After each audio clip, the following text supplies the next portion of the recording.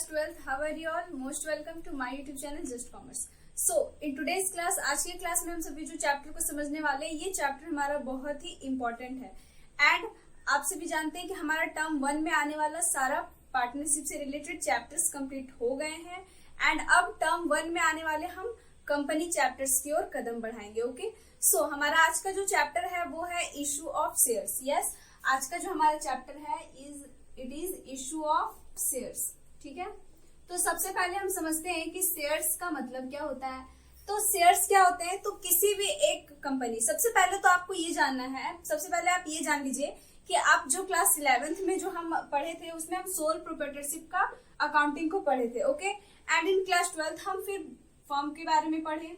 ठीक है, and now अब हम सभी कंपनी के बारे में पढ़ेंगे. ठीक है, कंपनी का अकाउंटिंग कैसे करते हैं ये अब हम समझेंगे. ठीक है, तो हमारा पूरा क्लास 11 सोल प्रोप्राइटरशिप के बारे में था एंड क्लास 12th में हमने फर्म के बारे में पढ़ा एंड अब हम कंपनी के बारे में पढ़ रहे हैं. सोल प्रोप्राइटरशिप बिजनेस क्या होता है, जिसमें कि कोई एक अकेला व्यक्ति, ठीक है, कोई एक अकेला पर्सन ही बिजनेस करता है. ठीक है, एंड इस पर्सन को सारा राइट होता है अपने बिजनेस में चलाने का. ये पर्सन चाहे तो आप जितना भी कैपिटल वो इन्वेस्ट कर सकता है एंड चाहे तो अपने फर्म को कभी भी बंद भी कर सकता है, मतलब अपने बिजनेस को वो कभी भी बंद भी कर सकता है, वो कैसे भी रन कर सकता है.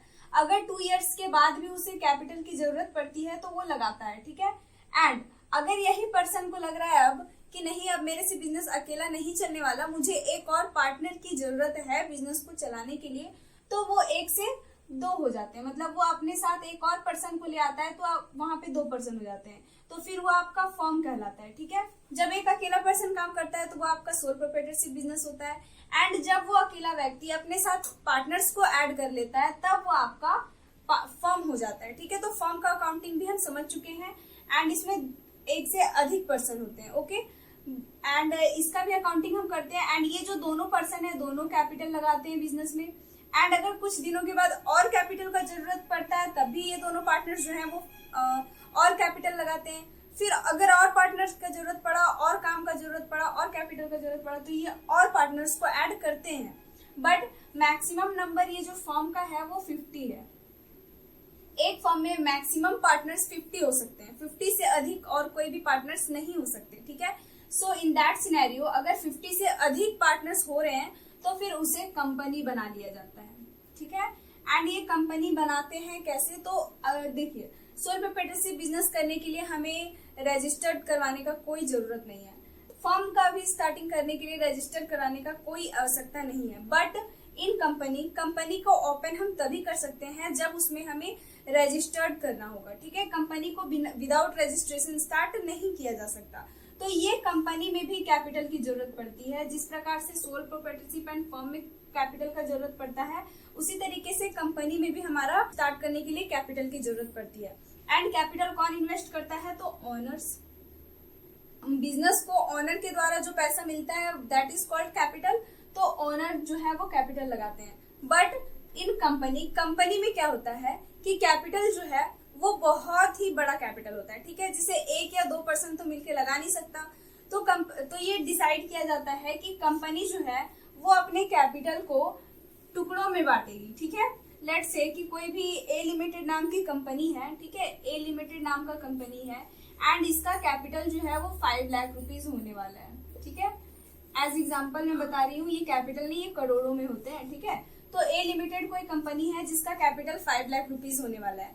तो ये 5 लाख रुपीज जिसमें कोई 1 पर्सन, 2 पर्सन, 3 पर्सन, 4, 5 ऐसे नहीं होगा, बल्कि ये जो 5 लाख रुपीज है इसे टुकड़ों में विभाजित किया जाएगा. ठीक है, इसे विभिन्न टुकड़ों में हम डिस्ट्रीब्यूट करेंगे.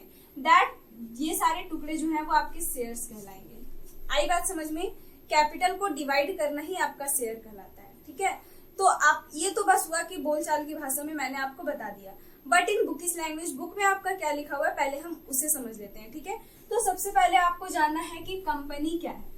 ठीक है, सबसे पहले तो आपको जानना होगा कि कंपनी है क्या वैसे. ठीक है, तो कंपनी क्या है, तो company is a artificial person. Company एक आर्टिफिशियल पर्सन है एंड और तो और आप बोल सकते हैं कि कंपनी क्या है, तो कंपनी इज आर्टिफिशियल पर्सन जो कि अपना कैपिटल को शेयर्स में डिवाइड करता है. ठीक है, अपने कैपिटल को शेयर्स में शेयर्स ही कंट्रीब्यूट करता है. ठीक है, तो वो आपका फिर कंपनी होता है. एंड कंपनी भी बहुत तरीके से होते हैं. सबसे पहला तो आपको जानना है कंपनी। कंपनी क्या है?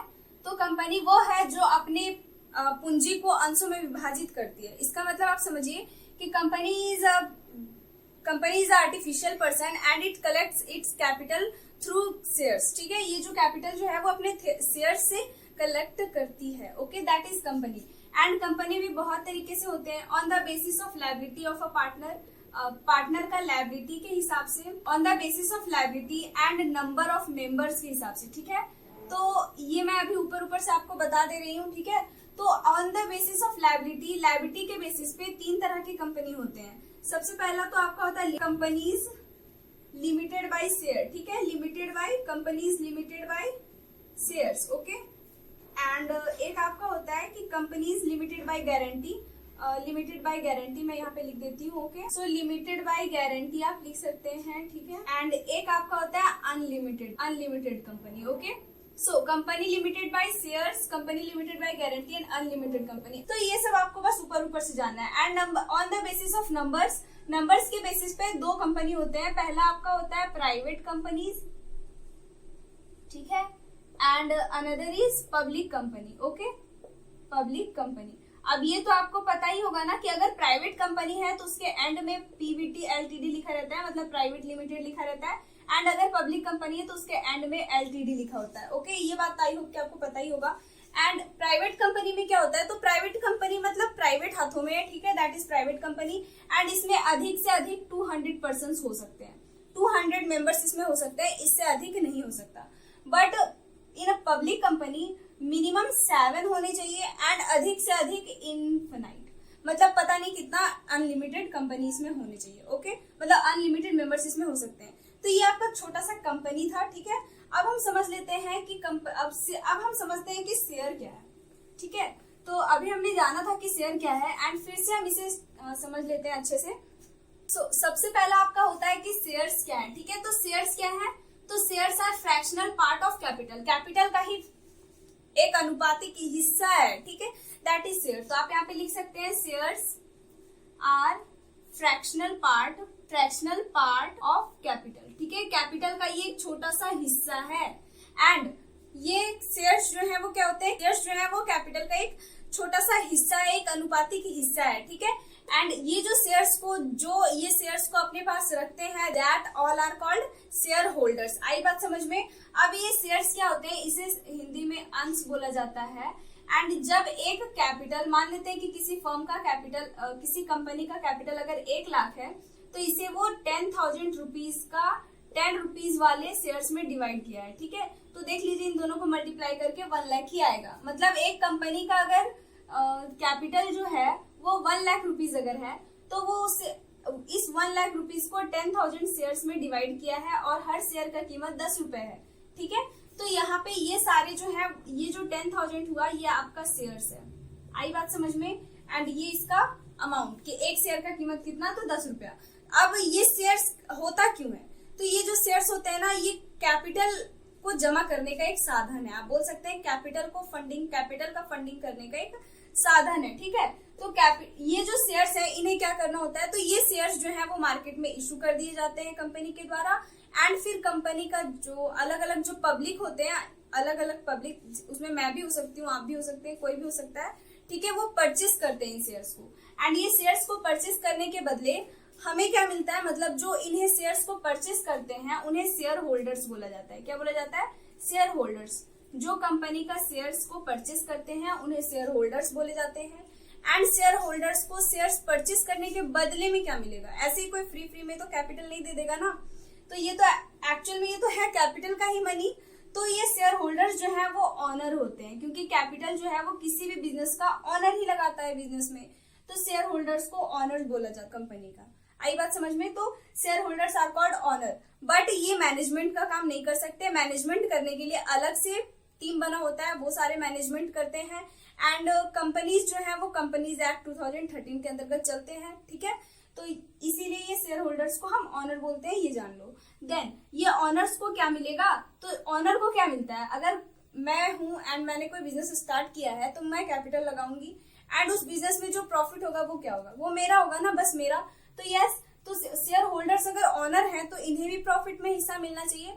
तो हाँ, इन्हें भी प्रॉफिट में हिस्सा मिलता है। दैट प्रॉफिट में जो हिस्सा मिलता है उसे डिविडेंड बोला जाता है। क्या बोला जाता है? डिविडेंड। तो इन शेयर होल्डर्स को शेयर परचेज करने के बदले में, मतलब कि कैपिटल लगाने के बदले में डिविडेंड प्राप्त होता है। आई बात समझ में? तो ये आपका कहलाता है शेयर्स। अब हम समझ लेते हैं कि शेयर कितने टाइप के होते हैं। सबसे पहली बात अभी हम क्या जाने कि शेयर क्या है। तो shares are fractional part of capital. Share जो है वो कैपिटल का एक पार्ट है। एंड शेयर को परचेज करने वाले क्या कहलाते हैं? शेयर होल्डर्स कहलाते हैं। एंड शेयर होल्डर्स क्या होते हैं? तो शेयर होल्डर्स को ऑनर बोला जाता है कंपनी का। क्यों? क्योंकि ये जो है शेयर होल्डर्स वो कैपिटल इन्वेस्ट कर रहे हैं, ठीक है, कैपिटल लगा रहे हैं किसी कंपनी में। कैसे लगा रहे हैं? तो शेयर्स को परचेज करके। आई बात समझ में? एंड ये शेयर होल्डर्स को शेयर परचेज करने के बदले में क्या मिल रहा है? तो उन्हें डिविडेंड मिल रहा है। आई बात समझ में? एंड हाँ, इसका एक खासियत यह है, इसका मतलब शेयर्स का बहुत सारा खासियत है कंपनी का, कि कंपनी के शेयर्स जो है, जैसे कि हम मानते हैं कि जैसे हम फॉर्म अगर कर रहे हैं, ठीक है, अगर मान लेते हैं कि अगर कोई फर्म है एंड फर्म में अगर कोई पार्टनर एडमिट हुआ है, अगर चेंज इन पीएसआर का केस है, या फिर कोई पार्टनर का डेथ हुआ है, कोई पार्टनर अगर रिटायर किया है, ओके, तो उस सिचुएशन पे, यानी कि जब कभी भी रिकंस्टिट्यूशन होता है किसी फर्म का, तो पूरा फर्म का हमें अकाउंटिंग स्टार्टिंग से करना पड़ता है, ठीक है। मतलब कि फर्म का मेंबर्स का लायबिलिटी एंड फर्म का लायबिलिटी जो है वो अलग नहीं था, ठीक है। बट यहाँ पे in the case of company के केस में कंपनी का मेंबर्स का अस्तित्व जो है वो कंपनी से बहुत अलग है, बहुत अलग। जैसे कि मान लेते हैं कि यहाँ पे 1000 शेयर में मैंने 100 शेयर्स को परचेज किया, ठीक है, इट्स मी, एंड मैंने 100 शेयर्स को परचेज किया।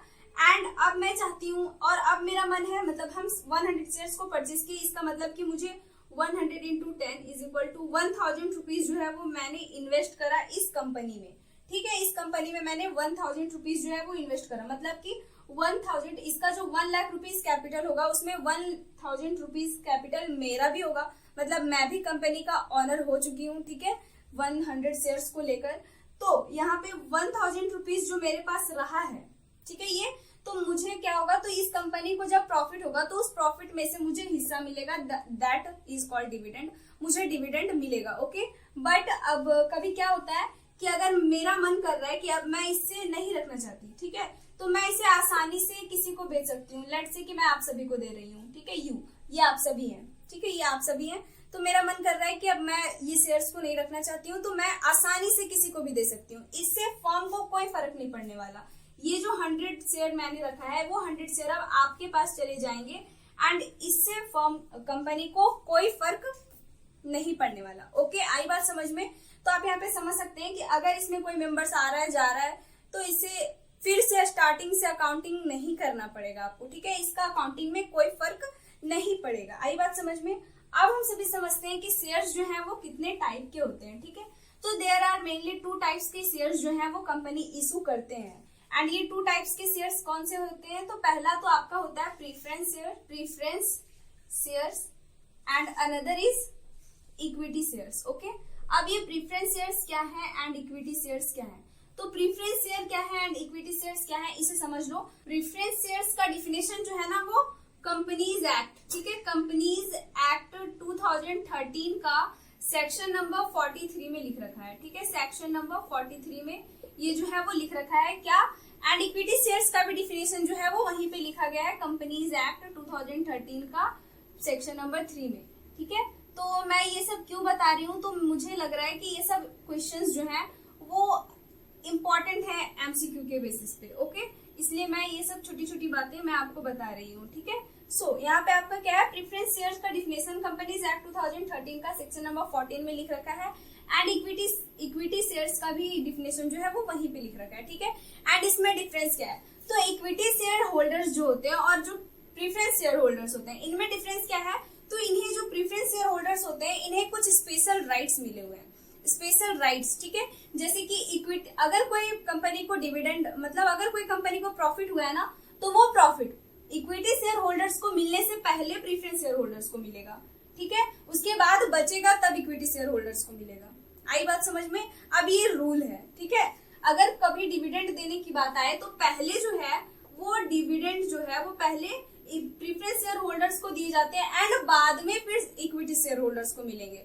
तो ये आपका कुछ छोटा छोटा बात है जो आपको जानना है। नेक्स्ट अब हम बात कर लेते हैं शेयर कैपिटल की, ठीक है। शेयर कैपिटल क्या है? तो शेयर से जो हमें कैपिटल मिलता है, शेयर से जो फंड आता है, शेयर्स को बेचने से मतलब शेयर इशू करने से जो मनी आता है, that are all called share capital. आई बात समझ में? तो आप यहाँ पे लिख सकते हैं amount received from share holders. Share holders से जो अमाउंट रिसीव होता है और वही आपका शेयर कैपिटल कहलाता है। ओके, आई बात समझ में? जैसे कि अभी मैंने आपको बताया कि एक कंपनी का 1 लाख रुपीज जो है वो कैपिटल है, ठीक है। 1 लाख रुपीज जो है वो एक कंपनी का कैपिटल है, जिसे वो 10,000 का शेयर्स में डिवाइड कर रहा था, वो भी 10 रुपीज ईच करके। ओके, तो ये जो 10 रुपीज ईच करके ये जो आपका आएगा, ये दोनों को इन्हें परचेस करने पर, मतलब 10,000 शेयर्स कंपनी पब्लिक जो है वो परचेस करेंगे एंड पब्लिक जब ये 10,000 शेयर्स को परचेस कर लेंगे एंड उसे कंपनी रिसीव कर लेगा, ठीक है। वो उसे कंपनी रिसीव कर लेगा, तब वो जा करके आपका वो जो है वो शेयर होल्डर्स कहलाएंगे। आई बात समझ में? एंड फिर ये शेयर होल्डर्स जो है, जो अमाउंट इनसे जो 1 लाख ये जो आएगा पैसा, ये जो है वो आपका शेयर कैपिटल कहलाएगा। आई बात समझ में? अब आप बोलेंगे कि एक ही शेयर होल्डर तो नहीं ना परचेस कर लेगा ये 10,000 रुपीज। तो यस, यू आर करेक्ट। एक ही शेयर होल्डर तो ये 10,000 को परचेस नहीं कर सकता, अलग अलग पब्लिक के लोग, अलग अलग लोग इसे परचेस करेंगे। आई बात समझ में? तो वो अलग अलग लोग के लिए अलग अलग एंट्री नहीं पास किया जाता है, इन सभी के लिए एक ही एंट्री पास किए जाते हैं, ठीक है। वही एंट्री होता है, वैसे ही हम समझेंगे, बिल्कुल वैसे ही जैसे हम सोल प्रोप्राइटरशिप में एंड फॉर्म में समझ रहे थे। अगर कोई बिजनेस स्टार्ट होता है तो उसका एंट्री होता है cash account, debit to capital account. तो यहाँ भी कुछ उसी तरीके से होगा, बट थोड़े से चेंजिंग होंगे। एंड वो चेंजिंग क्या होंगे? तो जब हम इसका रिकॉर्डिंग करेंगे, जब ट्रीटमेंट करेंगे, अकाउंटिंग ट्रीटमेंट, तब हम वहां पे इसे और भी अच्छे से समझेंगे, ठीक है। तो आज का क्लास तो हमारा बिल्कुल बेसिक सा क्लास है, इसमें तो हम सभी बस बात करेंगे, ठीक है। तो आई बात समझ में? आपका क्या होता है शेयर कैपिटल? तो शेयर होल्डर से जो अमाउंट आपको रिसीव होता है, that are all called share capital. अब शेयर कैपिटल जो है ना वो बहुत तरीके से होते हैं। कितने तरीके के होते हैं? तो शेयर कैपिटल को कितने तरीकों में बांटा गया है, इन्हें अब हम पहले देख लेते हैं, ठीक है। तो सबसे पहला जो होता है वो आपका होता है ऑथराइज्ड कैपिटल, ठीक है। सबसे पहला आपका होता है ऑथराइज्ड कैपिटल। ऑथराइज्ड कैपिटल को रजिस्टर्ड कैपिटल भी बोलते हैं, ठीक है। तो घबराना नहीं, registered capital and it is also known as nominal capital. इसे नॉमिनल कैपिटल भी बोला जाता है, ठीक है। रजिस्टर्ड कैपिटल और नॉमिनल कैपिटल। तो ये ऑथराइज्ड कैपिटल क्या होता है? तो ऑथराइज्ड कैपिटल का मतलब है कि आपका बिजनेस, मतलब ये कंपनी जो है वो कितने टाइम तक जीवित रहने वाला है। अगर 10 साल 20 साल, तो उतना दिन तक इसमें कितना कैपिटल का जरूरत पड़ेगा।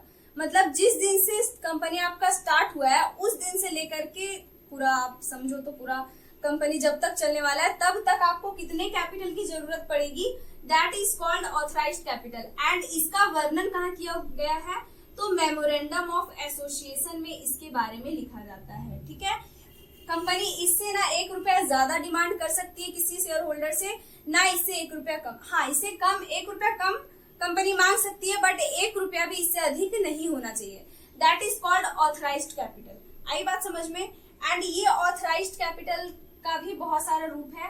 एंड ये रूप क्या है? तो ये ऑथराइज्ड कैपिटल से एक आपका निकलता है इशूड कैपिटल।